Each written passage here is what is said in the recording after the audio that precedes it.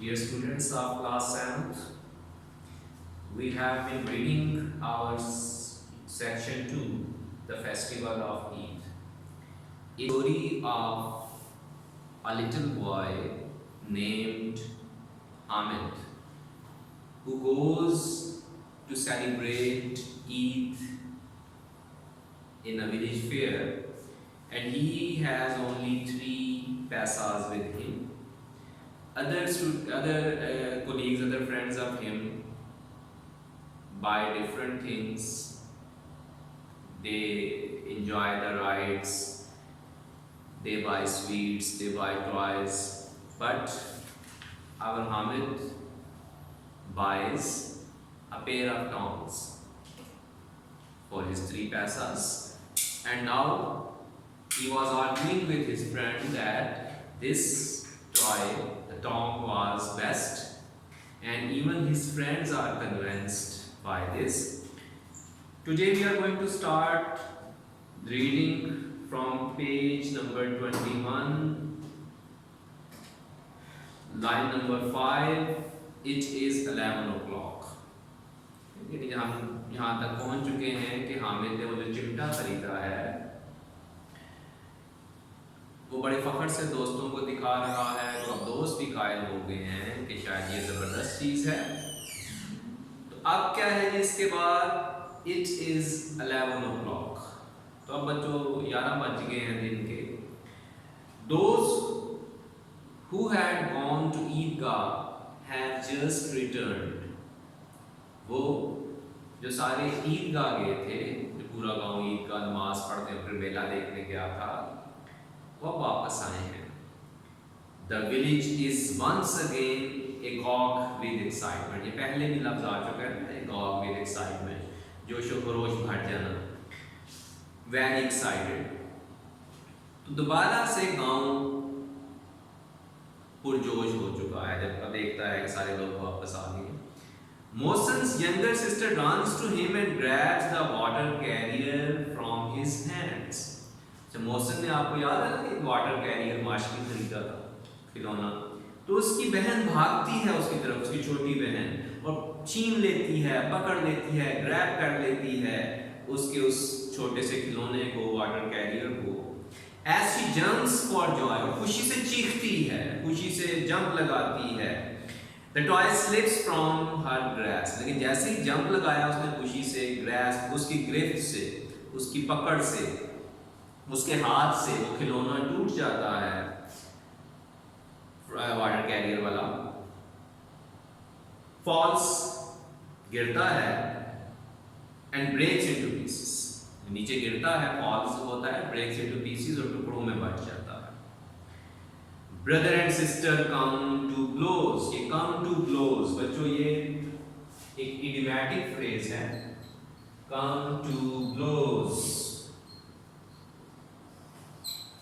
Come to blows, मार कुटाई पे आ जाना, झगड़ा शुरू कर देना, टू स्टार्ट फाइटिंग, मुक्के मारना शुरू कर देना एक दूसरे को। तो जब भी ये लफ्ज आप आएगा कहीं पे भी आपने याद रखना है, कम टू ब्लोज का क्या मतलब होता है, to start fighting.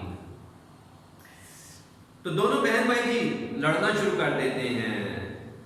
Both haulm, haulm, HOWL, हाउल, हाउल कहते हैं भेड़िए का बोलना या गीदड़ों का बोलना जो है वो हाउल कहलाता है। गरजना, बोलना, ऊंचा ऊंचा चीखना, तो इसका मतलब क्या है, बहुत हाउल। वैसे ये मैंने बताया है कि भेड़िए या गीदड़ की आवाज जो है, उनका बोलना जो है, दैट इज कॉल्ड हाउल, ऊंची आवाज में चीखना, बहुत हाउल। तो दोनों बहन भाई चीखते हैं, and both get slapped by their angry mother. तो जाहिर है जब बहन भाई चीखोगे तो क्या होगा, get slapped by their angry mother, तो माँ आके दोनों को शदीद गुस्से में फिर स्लैप करती हैं, थप्पड़ लगाती हैं।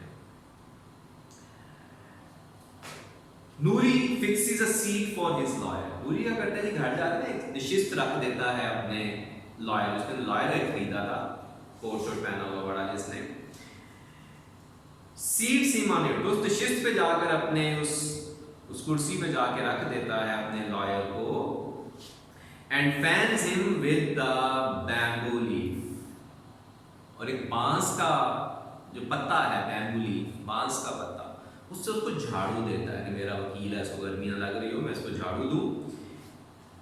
Is it a gust of wind or blow from the fan that throws the lawyer to the ground? लेकिन जोर से झाड़ू जब दे देता है तो पता नहीं कि एकदम तेज हवा चली, गस्ट ऑफ विंड, तेज हवा का झोंका आया, या ये इस पंखे की हवा थी कि हमारा बेचारा वकील भी ग्राउंड में जमीन पे जा गिरता है। That is the end of him, और हमारा वकील भी, उस वकील का भी खात्मा हो जाता है। एक और खिलौना गया जी। Mahmood soldier survives but manages to break a leg while guarding the village. Mahmood का जो सिपाही था वो बच तो जाता है, लेकिन गांव की हिफाजत करते करते उस बेचारे की टांग भी टूट जाती है, यानी वो खिलौना भी टूट गया जो उसकी टांग भी टूट गई। गार्डिंग, हिफाजत करना। Mahmood breaks his other leg, एक टांग टूटी तो महमूद को गुस्सा आया, उसने दूसरी टांग पकड़ के भी उसकी तोड़ दी, so that the poor man can at least sit and do this duty in comfort. क्यों? क्योंकि चलो आराम से बैठ के तो मेरा सिपाही अपनी फराइज से अंजाम दे सके, क्योंकि एक टांग से तो बैठ भी नहीं सकता था, तो उसने दूसरी की तोड़ के उसको बिठा दिया कि चलो अब बैठ के अपना फर्ज सर अंजाम दो, गांव की हिफाजत करो। Now let's hear what happens to our friend Hamid. बाकी तीन का तो किस्सा सुन लिया, जो बड़े बड़े खिलौने लाए थे उनके खिलौनों के साथ क्या हुआ, तो हमारे हामिद के साथ क्या होता है। As soon as she hears his voice, जैसे ही आवाज सुनती हैं, ग्रैनी अमीना, तो जो नानी थी Amina, runs out of the house, घर से भागती हुई आती हैं, picks him up and kisses him, उसे ऊपर उठाती हैं, चूमती हैं उसे। Suddenly she notices the tongs on his hand, क्या देखती हैं? चिमटा है उसके हाथ में। Where did you find these tongs? कहाँ से लाए हो ये? I bought them, मैंने इन्हें खरीदा। How much did you pay for them? कितने का खरीद लाए हो? 3 pesos, कितने का जी? 3 पैसों। Granny Amina is angry, तो वो नानी जो थी अमीना वो गुस्से में है।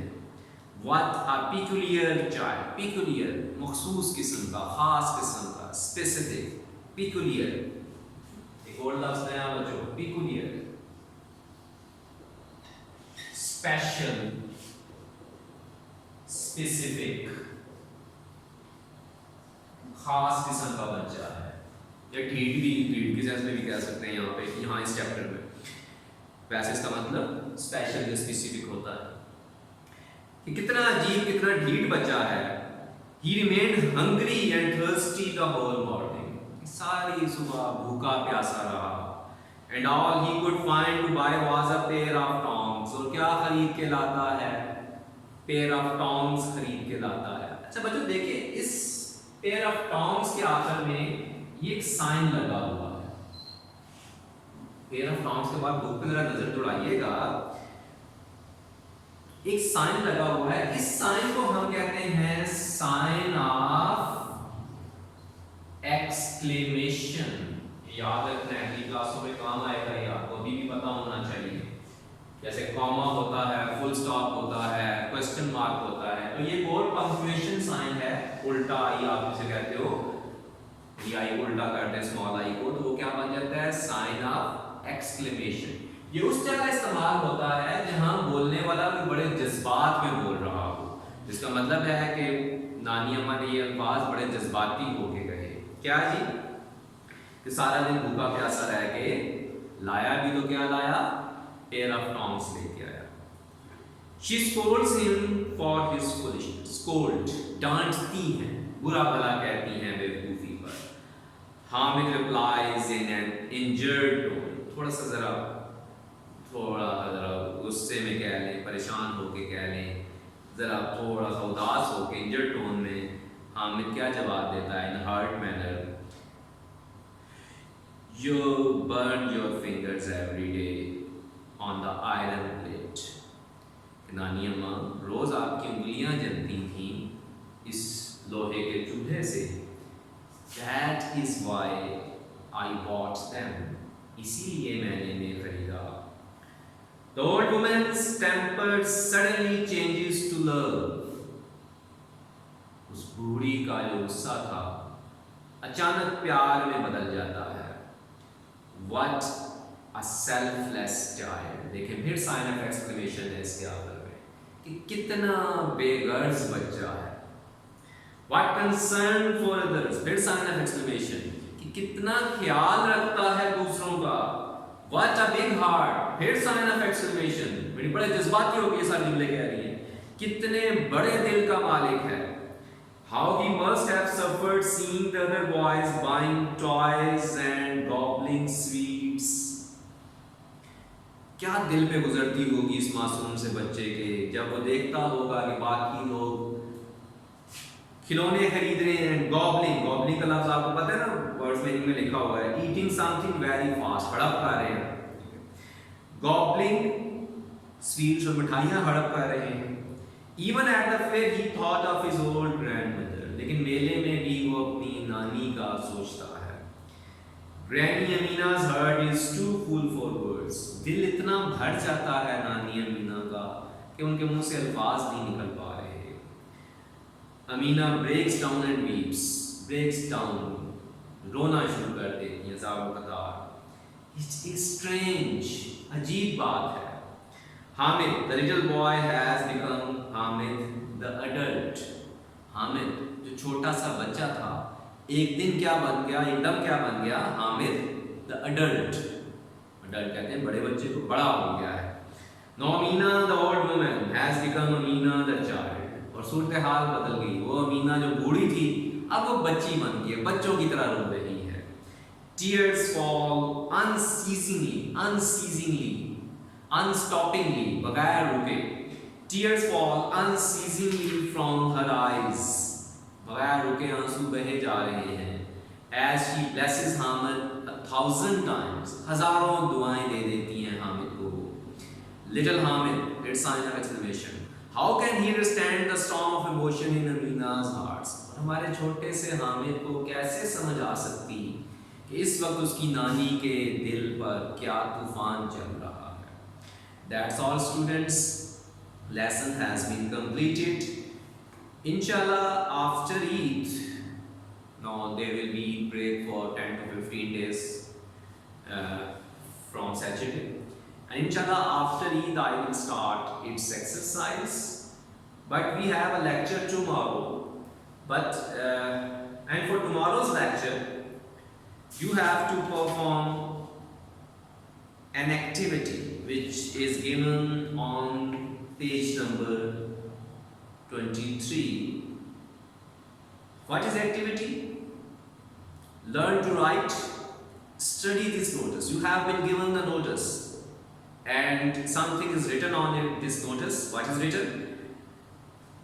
In bold letters, the Cultural Association Singing Competition. Heading क्या है जी? The Cultural Association Singing Competition. कि Cultural Association का एक singing competition होने जा रहा है। तो आगे उसकी डिटेल है, We are organizing a singing competition. हम कौन है, ये आप सारे स्टूडेंट जो हैं, आप क्या कर रहे हो जी? एक सिंगिंग कंपटीशन ऑर्गेनाइज कर रहे हो फॉर क्लास 6, 7 and 8। बेटा जब आप स्कूल में आओगे तो ये आपको एक्टिविटी परफॉर्म करनी पड़ेगी यहाँ पे। अभी इसलिए इसको देखें कि आपने एक सिंगिंग कंपटीशन ऑर्गेनाइज करना है फॉर क्लास 6, 7 and 8। किस तारीख को जी? चलें फिलहाल हम क्या लेते हैं कि आपने करना है जी 25 जुलाई को आपने इसको ऑर्गेनाइज करना है और स्कूल का जो हॉल है यहाँ पे आपने इसको ऑर्गेनाइज करना है। There will be 2 categories. अच्छा ये सिंगिंग कंपटीशन के बच्चों 2 कैटेगरीज होंगी। आपने दूसरों को जब बताना है, आपने इश्तिहार दिया तो आपने कहना जी 2 कैटेगरीज हैं, सोलो एंड ग्रुप। ये बच्चे अकेले में आके भी गाना गा सकते हैं और ग्रुप की भी। सोलो कंपटीशन अलग होगा, ग्रुप कंपटीशन अलग है। Interested students may give their names to their class teacher before 15 तो 15 जुलाई से, सॉरी यहाँ पे हम क्या लिखते हैं 22 जुलाई से पहले पहले आपने अपने नाम दे देने हैं सब ने क्लास टीचर को। अब काम क्या है आपका, ये तो आपका एक इश्तिहार आ गया ना, स्कूल के नोटिस बोर्ड पे लग गया कि स्कूल का जो कल्चरल एसोसिएशन है वो एक सिंगिंग कंपटीशन करा रही है। और आपका काम कल के लिए बच्चों क्या होगा, you are the secretary of the adventure club at your school. आप में से हर एक कौन है, he is the secretary of adventure club at your school. आप सेक्रेटरी हैं एडवेंचर क्लब के। Write a notice to inform students, आपने एक नोटिस लिखना है छोटा सा, सेल्फ राइटिंग है, हेल्प लेने चले अपने बड़ों से। आपने एडवेंचर क्लब के सेक्रेटरी के तौर पर एक नोटिस लिखना है टू इन्फॉर्म स्टूडेंट्स, बाकी स्टूडेंट्स को बताना है about trek the club is organizing near Nathia Gali इन अगस्त। ठीक है, ऊपर एक इश्तिहार एक बना हुआ है, एक इश्तिहार बच्चों ऊपर बना है, आपने इसी तरह का मिलता जुलता, ऊपर वाला देखो किस चीज का इश्तिहार है, सिंगिंग कंपटीशन का, आपने इसी से मिलता जुलता एक और इश्तिहार बनाना है, किस चीज का होगा, trek the club is organizing near Nathia Gali. एक ट्रैक है, एक वॉक है, ट्रैकिंग है, हाइकिंग ट्रिप है, नथिया गली जाना है अगस्त में और वो आप ऑर्गेनाइज कर रहे हो। ऊपर वाला जो इश्तिहार था वो क्या था, एक सिंगिंग कंपटीशन हो रहा है, उसको देखते देखते आपने और एक ऐसा इश्तिहार बनाना है एज ए सेक्रेटरी कि आप नथिया गली एक ट्रैकिंग एक हाइकिंग ट्रिप लेके जा रहे हो अगस्त में, वो कैसा इश्तिहार बनेगा। मिलजुल के आपने सोचना है इस पे बात, जब तक खुद नहीं सोचोगे इसका फायदा नहीं है। आपने ये उस पे डिटेल देनी है, name of the organizing body, ऊपर सबसे जैसे लिखा है द कल्चरल एसोसिएशन, आपने इसी तरह ऑर्गेनाइजिंग बॉडी का नाम ऊपर लिखना है, when and where, we are organizing trekking competition है, ट्रैकिंग वो बता देना है कहाँ पे है, कहाँ कितने पे, फॉर हाउ लॉन्ग, कितनी देर के लिए है जी ये, कॉस्ट पर पर्सन, एक पर्सन पे कितने पैसे आएंगे जो सबमिट कराने हैं, हु टू कॉन्टैक्ट, जैसे यहाँ लिखा ना टीचर को कॉन्टैक्ट करेंगे तो वहां बता देना है कि किसको कॉन्टैक्ट करें। ठीक है जी, तो इस तरह का एक नोटिस बना के बच्चों आपने कल के होम टास्क के लिए मुझे सेंड करना है और इंशाल्लाह आफ्टर ईद हम इस चैप्टर की एक्सरसाइज करेंगे। थैंक यू बच्चों।